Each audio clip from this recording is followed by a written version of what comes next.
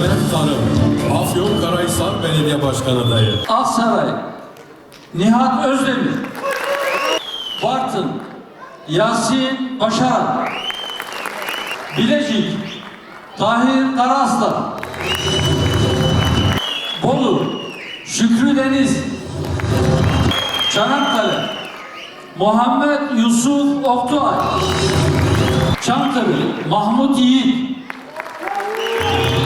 Çorum, İbrahim Çevik. Düzce, Adem Acet. Karabük, Ahmet Ural. Kars, Murat Öztürk. Kütahya,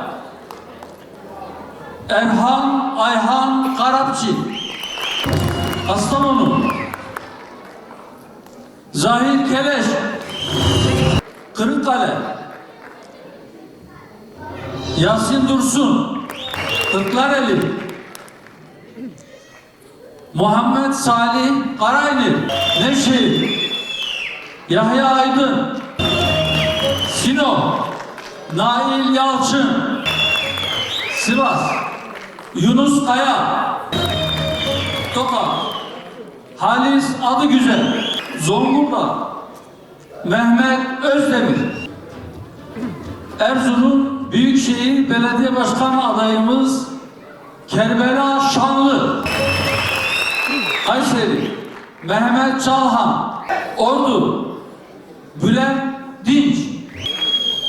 Sakarya, Veysel Yavuz. Ve Samsun, Kenan Çiğ. Kırşehir adayımız Murat Kırgıl.